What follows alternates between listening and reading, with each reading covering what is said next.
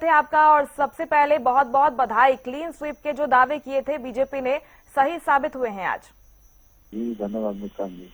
जी विपुल जी, क्या कहेंगे, किसे श्रेय देंगे इस प्रचंड जीत का? इस प्रचंड जीत का माननीय नायब सैनी जी की नीतियों को, उनके 1.5 साल के कार्यकाल को और कार्यकर्ताओं के अथक प्रयास को, मेहनत को, कि जिससे कमल खिलाए और आपने देखा कितनी बुनकर जीत पूरे हरियाणा के अंदर। और 1.5 साल बाद लोगों ने दोबारा नायब सैनी 3 जो भारतीय जनता पार्टी की सरकार है उस पर मोहर लगाने का काम किया, उसको A+ अपना जो है एक नॉमिनेट करने का काम किया कि A+ से नवाजने का काम किया। विपुल जी, लेकिन जो आरोप कांग्रेस की तरफ से लगा रहे थे वो भी आपने सुने होंगे कि ईवीएम में सेटिंग कर ली है, इसके दम पर बीजेपी जीत हासिल करती है, यहाँ पर भी यही करेगी। इस पर क्या कहेंगे आप? बंगाल की बम्पर जीत होती है, जब आसाम की बम्पर जीत होती है जी, तब हम और अन्य प्रदेशों के अंदर बम्पर जीत के साथ जीतते हैं तो ईवीएम खराब हो जाती है। अब तमिलनाडु में भी चुनाव हुआ, एक नई पार्टी 100 से ज्यादा सीटें ले गई, वहाँ ईवीएम ठीक थी एकदम। लेकिन इनका तो सिर्फ एक ही बात, अरे भाई कोई और नारा, कोई और आरोप लगाइए, लोग पक चुके हैं झूठे आरोप से, बार बार इसको बोलने से कोई फायदा नहीं होगा। ये लोगों की जीत है, लोगों के मैंडेट को आप कहते हैं ना, उसे आत्मसात करने का काम कीजिए, उसे स्वीकारने का काम कीजिए। जनता है, इस लोकतंत्र के पर्व के अंदर जनता सर्वोपरि होती है, इसकी बात को अपना शिरोधार्य करने का काम कीजिए, नहीं तो ऐसा ही हर्ष होता रहेगा जैसा भी हो रहा है पिछले 12 साल। विपुल जी, आपको लगता है कि ये शीर्ष नेतृत्व से लेकर जो छोटे स्तर के कार्यकर्ता हैं उनकी मेहनत का नतीजा है, उसकी वजह से जनता बार बार भारतीय जनता पार्टी पर भरोसा जताती है और निकाय चुनाव में भी वही हुआ है? देश के अंदर मोदी जी ने जो पिछले 12 सालों के अंदर परिवर्तन लाने का काम किया है, देश की इमेज को बढ़ाने का काम किया है और हर सेगमेंट को ग्रोथ और लाभान्वित करने का जो काम किया है, उसकी नीतियां तो पूरे देश के अंदर चल ही रही हैं।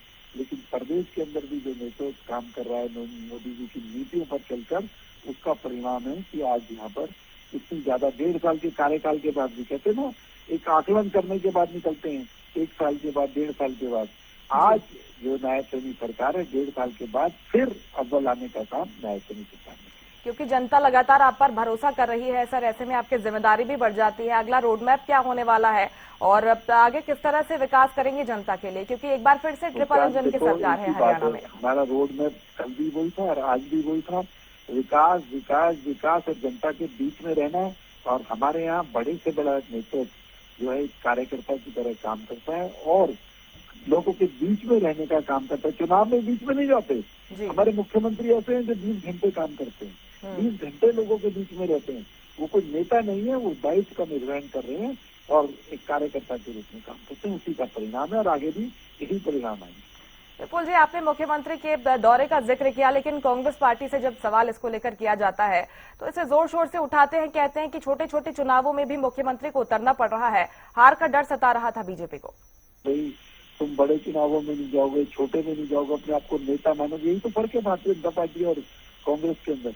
हम कार्यकर्ता है, वो लोग नेता हैं, दोनों में फर्क है। हमारा जो बड़े से बड़ा शीर्ष नेतृत्व बैठा व्यक्ति भी कहता है मैं दायित्व का निर्वहन कर रहा हूँ, हम नेता नहीं है, हम जनता के सेवक हैं। हमारे प्रधानमंत्री कहते हैं हम जनता के सेवक हैं। उन्हें अपनी नीतियां सोच बदलनी पड़ेगी, नहीं तो इसी तरीके का हाल इससे भी बदतर होगा। कश्मीर से कन्याकुमारी तक उन्हें नकारने का काम किया, हरियाणा के अंदर ही नहीं, कश्मीर से कन्याकुमारी तक उन्हें नकारने का काम।